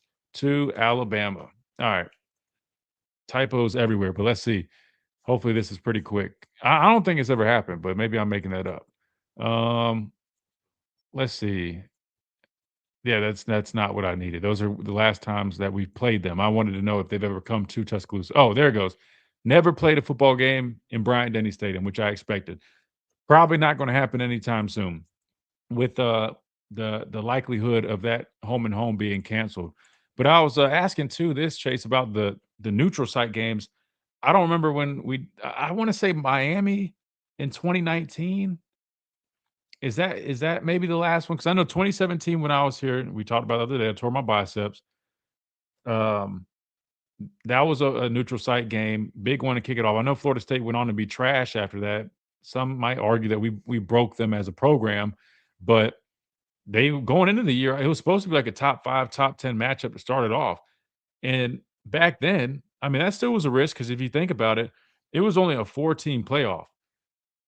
So if you lose that game, you could barely afford to lose maybe one more. I mean, if you had like 10-2, I mean, you had a chance to get in the 14 playoff, but it was tough. It was, I mean, very, very tough, if that. So I don't know. I enjoyed it. To me, it brought a competitive element. I mean, you start the season like that in a fun game. It kind of, I wouldn't say it felt like a bowl game because it was treated like a road game. You just fly in the night before you play and you leave. But I mean, it was exciting going and playing down in Atlanta. I want to say they did it in 2019. Let me pull up the schedule. I don't know if they've done it since then. They wouldn't have done it with COVID, so it wasn't 2020. Trying to think about 2021. Um, I don't know. Chase, you were probably either in LA or maybe you were still studying that. No, it was Duke. You know what's crazy? I was going to say I feel like we played Duke, but did we not play Miami to open up a game or something like that? Do you remember what I'm talking about, Chase, or nah? I don't know why I'm thinking that game too. Was it in May, may, 2021? I might be. Maybe I'm making something up. No, wait. You're right. Okay, here we go. Hold on. 2021, we played Miami. Okay, all right. So, and I was like, I think we played Duke as well because I remember I was in the league, but I remember watching. I think T. Lou and Anthony were still playing. Yeah, that was So, in 2019. Alabama won yeah, 42-3. yeah. Okay, so you know what? Thank you, Well, thank you, Chase, but thank you, ESPN, for making it easy. We can just click on the different years. Duke, yes, and that was I want to say a neutral site. That's why it's got a star. 2021 star. Yep. So Miami. So let me think. Let's see. 2022. No, no. So it would be 2022. We played Miami in a neutral site. I like stuff like that, man. I love starting the season like that. I mean, I guess one could argue from I guess a standpoint of getting your team. I mean, because let's look at 2023 right here. You didn't open with Texas, but you did remember, and this was before Texas was officially in the SEC, and we saw how that went, right? Those are two very tough games. When we went to Texas, we narrowly escaped that game with the win, and then when they came to Tuscaloosa, they beat us. And you see kind of how that. Now, luckily, we did respond the right way, but it can, and we didn't lose again after that.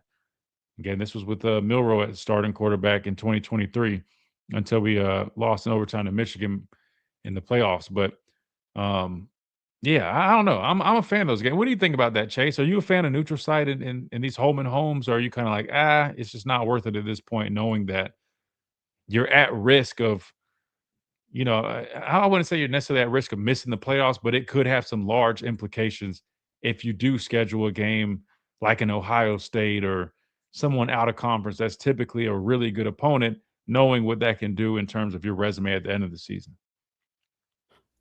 Nothing wrong from running from competition. So it makes you better later in the season than when you face these teams that you haven't faced yet.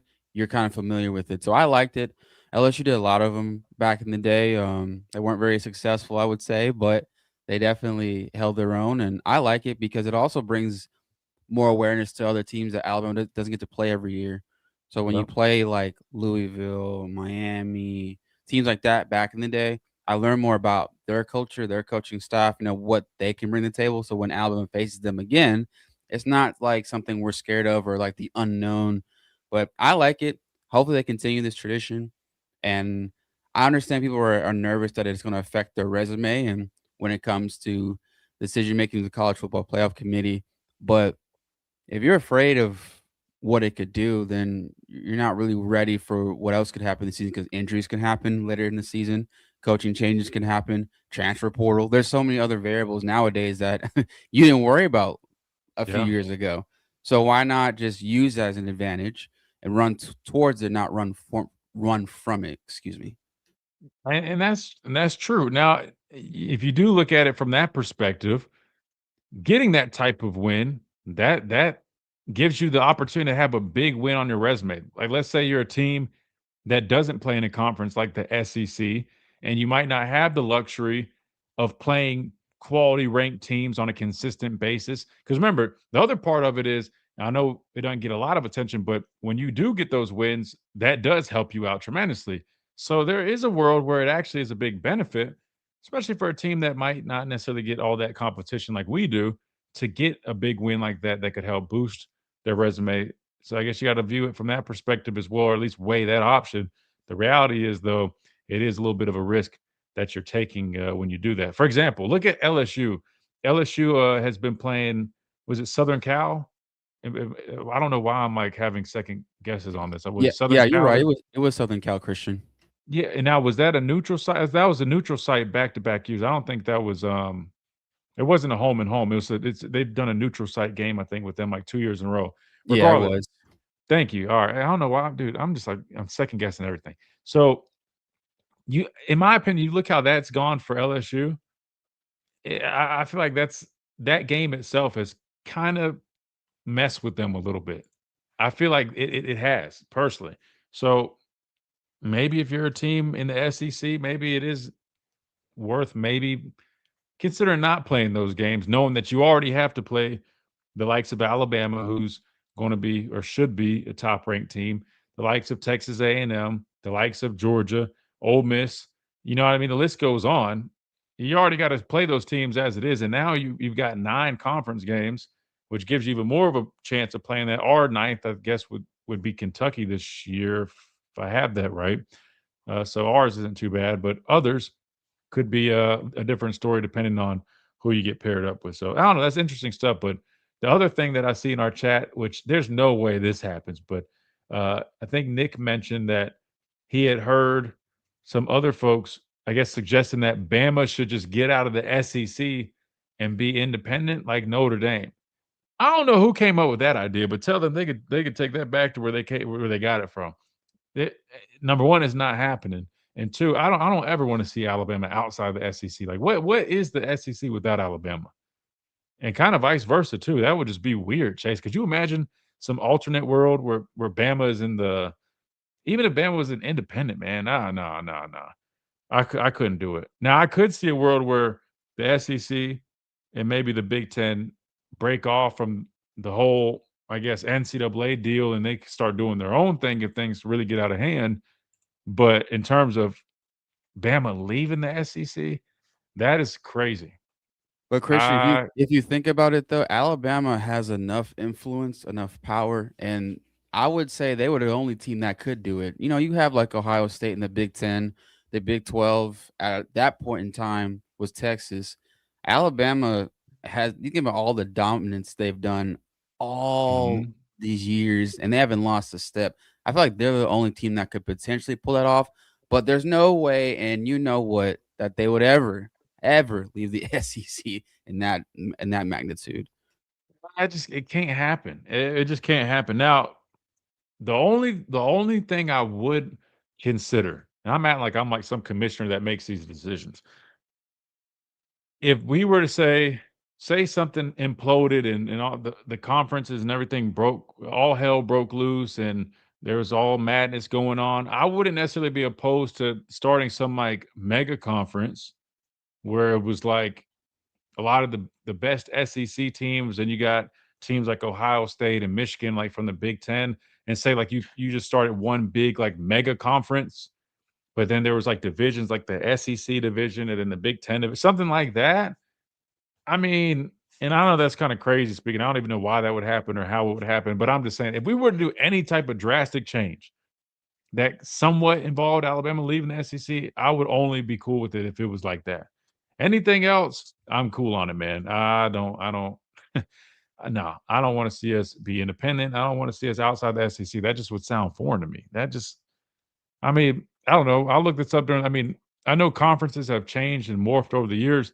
Like, for example, South Carolina, I'm not the oldest person, so I don't really remember it. But when my dad played there, they were independent at one point, and I don't think they joined the SEC until, man, matter of fact, I don't think they joined the SEC until after he left and he got drafted in '91.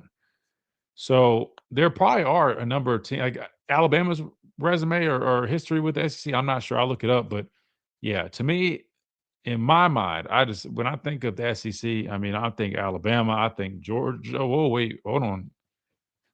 I think wait, was Georgia? Ah, man, let me do my history. Let's say we got to take a time out. Let me do my history before I just start talking. I don't know what I'm talking about. We come back, we'll keep on rolling. We got Duval on the phone lines.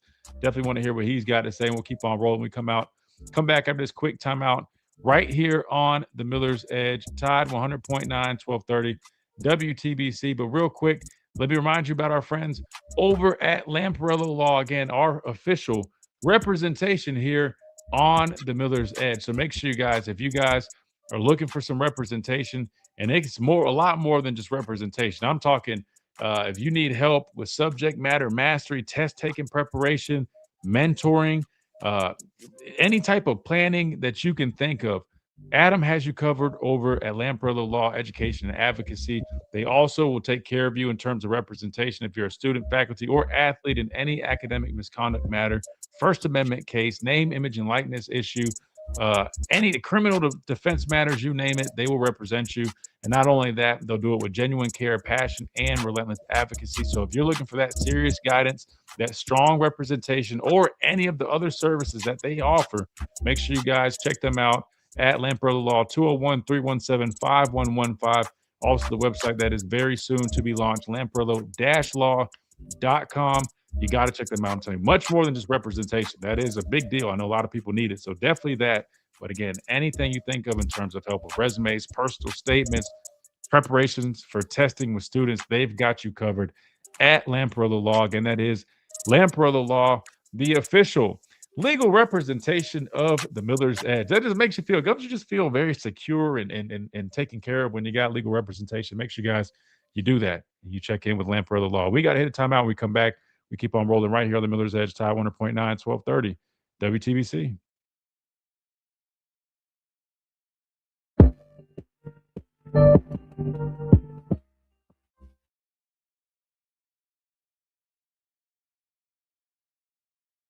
An opinion in a column article. Huh. Okay. So somebody just writing it. Let's see. Teams are going the opposite way. Look at BYU and Notre Dame. Yeah, I mean, because listen, they're at a point where, I mean, Notre Dame getting that BS rule that's crazy to me. As long as they're in the top 12, they get in. I mean, I get it. They're in a different situation, but I don't think there should have been a specific rule made just for them. That's just kind of crazy. Because while you think you're trying to even the playing field for an independent team, I feel like you're kind of giving them somewhat of an advantage because they don't have a conference championship to worry about. Like, wait, hold on. What was it? Are they still doing that thing? Didn't they play in the ACC championship? Is that still a thing, or what was the deal with that? I want to say they played in the ACC championship game a couple years ago. Is it possible that while we are canceling the matchup, it's a mutual decision? Yeah, no. Yeah, no. It's definitely, if it gets officially canceled, it's going to be a mutual decision without a doubt. Yeah. I didn't mean to word it. If I word it like that, that's on me. Without a doubt, it's going to be a mutual decision. Conference championship game no longer has any value. Whoa, Jeremy, come on now, don't do that. Nah, I don't think that's true. I value it. I know a lot of coaches value it. Hell, look at Kirby. You know, they lost in the playoffs, but you know what they can fall back on? They can call themselves SEC champions. Just like in 2023, man, we might have lost to Michigan, and I know a lot of people, especially fans, tend to overlook that, but that's just because we've been so spoiled with winning them. Like, you guys know me, I don't do this to brag. I always show you guys my ring case here that I keep at my station, man. But like all these, I mean, half of them are SEC championship rings. So I mean, this case wouldn't look as good as it looks without those SEC championship rings, man. And not just for the hardware itself, but even, I mean, if you go to Malmore, you go to the football complex, it's littered with not banners, but like, trophies from the SEC championship games, the number, the years, right, from every SEC championship game. So I know what you mean, though. It feels a little um, devalued just because people don't put as much emphasis on it. And half the time they talk about potentially even um, omitting themselves. Not going to happen, but you get what I'm saying. Some people, even the argument comes up every year. Oh, so should X team consider sitting out? So I get what you're saying, but to me, I hate that it's like that because I always say it, and I'll say it time and time again, man. SEC championship game is a big accomplishment. You get hardware, you get it goes up on the wall, and then the fact that it's the SEC. We're not talking about the Pac-12. You know, if you're kind of like, oh, Oregon was winning the Pac-12 several years ago, it's Pac-12. I mean, you win the SEC, you're beating Georgia, you're beating LSU, and think about all not only the good teams, but what happens with good teams. You got good players. I mean, like when we were winning SEC championships, that means we were beating teams that had Jettas, right? LSU and all the receivers that they had. I mean, you had to go through all those teams to be crowned champion. That's just my perspective, right? Like we didn't play Florida a whole bunch because they were in the East back when I was in school. So when we get to beat them in SEC championship, that was cool. I mean, Florida's a prominent program in terms of the success that they were having over the last couple decades. Say what you want, but independence has its perks. TV contract and keeping all your bowl money goes a long way for NIL. No, you're not wrong. No, there's definitely some perks of being an independent school. You are not wrong, Arthur. I agree. Wholeheartedly agree with you, brother. And another piece is like that is their tradition. Like I like tradition. It's like I like Alabama's tradition. I always think about that. Like, yeah, we all can tell them and scream at them to go join a conference, but to be fair, that's always kind of been Notre Dame's thing, and maybe they really want to cling on and hang on to that as well. So look at the whole picture. Wait, what's the BS cop out? Hold on. Wait, hold on. What I miss? The goal is to win the SEC. You can quote Sabanite. Nah, yeah, I'm not gonna lie, man. I'm with G Bam on that one, man. Like, listen, from a fan perspective, because we've gotten so accustomed of winning national championship game or national championships here in Tuscaloosa. I'm just gonna be honest. With all due respect, our fans are spoiled. Winning an SEC championship is a big. I'm telling you right now, if Kalen DeBoer and that football team won an SEC championship, I promise you, they all would have been elated, celebrating. That would have been a big talking point. It's a huge deal, and these coaches they're pursuing that. Trust me. Because it's hard as hell to win a national championship, and it's just as hard if winning a conference champion. These coaches aren't overlooking it like that.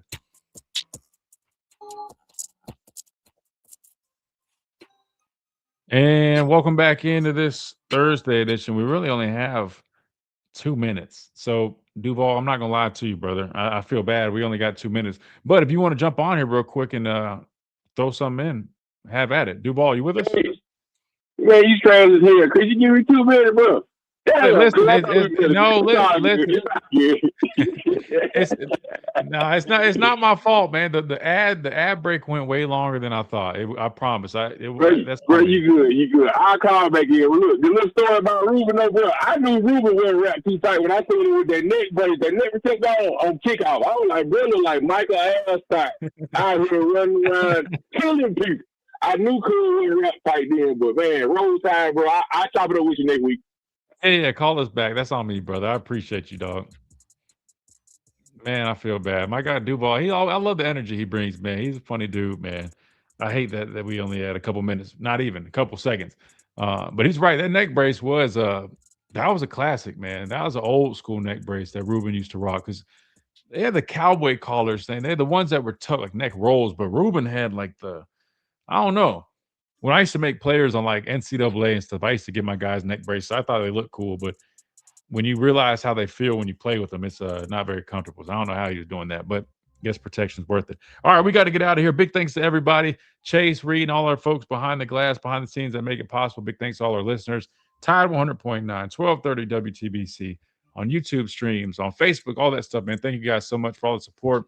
Our guy Arthur and others that donate in the super chat section, man. We appreciate all you guys.